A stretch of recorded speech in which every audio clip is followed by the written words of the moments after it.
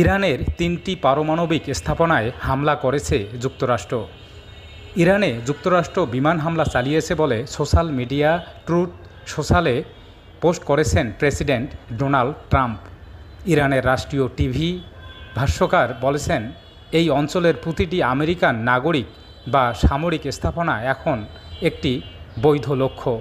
Trump তার পোস্টে লিখেছেন, ইরানের ফর্দো, নাতাঞ্জ আর ইস্ফাহানের পারমাণবিক ঘাঁটিতে সফলভাবে হামলা চালানো হয়েছে এবং হামলা শেষে সব বিমান এখন ইরানের আকাশসীমার বাইরে আছে। এর কিছুক্ষণ পর ডোনাল্ড ট্রাম্প আবার পোস্ট করেন, ফর্দো ইজ গন, অর্থাৎ ফর্দো শেষ।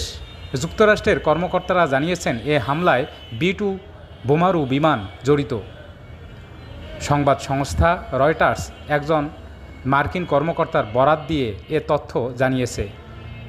এর আগে মার্কিন B-2 স্টিলথ বোমারু বিমানগুলোকে মার্কিন দ্বীপপুঞ্জ গুয়ামে স্থানান্তরিত করা হয়েছে বলে জানা গিয়েছিল, যার ফলে জল্পনা কল্পনা শুরু হয় যে বিমানটি ইরানে মার্কিন হামলায় জড়িত থাকতে পারে। এদিকে আনুষ্ঠানিকভাবে ফর্দো, নাতাঞ্জ ও ইস্পাহানের হামলার কথা স্বীকার করেছে ইরান।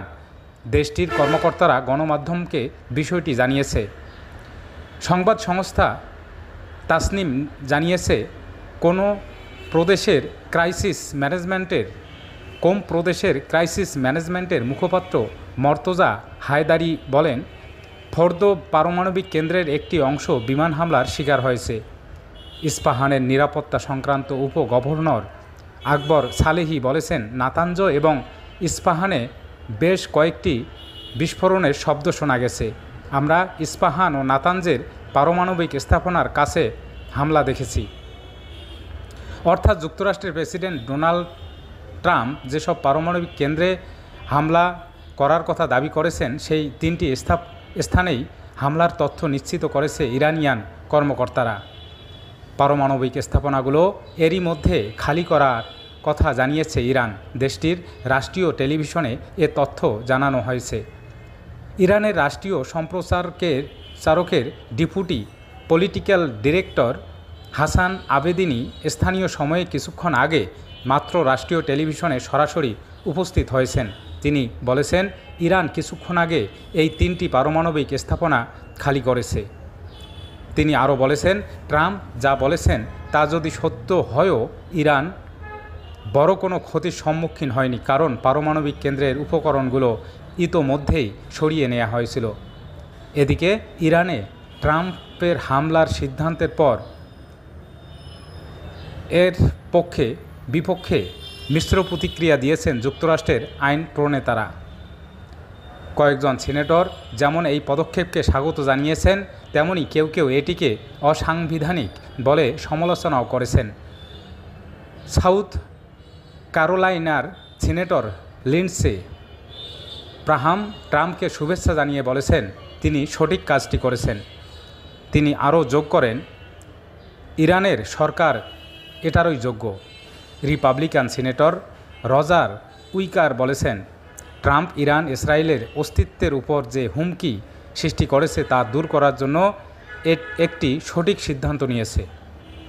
তবে কেন্টাকির রিপাবলিকান সিনেটর থমাস ম্যাসি সমালোচনা করে বলেছেন, এটি সাংবিধানিক নয়। ক্যালিফোর্নিয়ার ডেমোক্র্যাটিক প্রতিনিধি সারা জাকবস বলেছেন, এ হামলা একটি ক্রমবর্ধমান পরিস্থিতি যা যুক্তরাষ্ট্রকে আরেকটি অন্তহীন এবং মারাত্মক যুদ্ধে নিয়ে যাওয়ার ঝুঁকিপূর্ণ।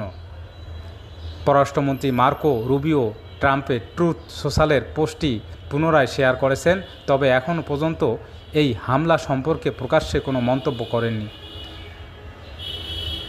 ঘটনার সূত্রপাত: ইরানের পারমাণবিক ও সামরিক স্থাপনায় ইসরায়েলের হামলা আর তার জবাবে ইরানের পাল্টা বিমান হামলার মধ্য দিয়ে এবারের সংঘাতের শুরু। ইরানের স্বাস্থ্য মন্ত্রণালয়ের তথ্য অনুযায়ী ইসরায়েলের হামলায় এখন পর্যন্ত প্রায় 300 জনের মতো মানুষ নিহত হয়েছেন। অন্যদিকে ইসরায়েল বলছে, ইরানের হামলায় দেশটির কয়েক ডজন নাগরিক প্রাণ হারিয়েছেন। গত 13 জুন ইসরায়েল ইরানের পারমাণবিক ও সামরিক স্থাপনায় যে হামলা চালিয়েছে তা এক কথায় নজিরবিহীন এই অভিযানের নাম তারা দিয়েছে অপারেশন রাইজিং লায়ন। ইরানও পাল্টা জবাব দিয়েছে, হামলা চালিয়েছে ইসরায়েলের উপর। ইরানের সঙ্গে ইসরায়েলের গত বছর ক্ষেপণাস্ত্র ও ড্রোন বিনিময় হয়েছিল, কিন্তু অতীতের যে কোনো সংঘাতের তুলনায় ইরানের তরফে সাম্প্রতিক এ হামলা অনেক বেশি বিস্তৃত। প্রসঙ্গত 1980 থেকে 1988 সালের ইরান ইরাক যুদ্ধের পর এটাই ইরানের ভূখণ্ডের উপর চালানো সবচাইতে বড় হামলা বলে মনে করা হচ্ছে।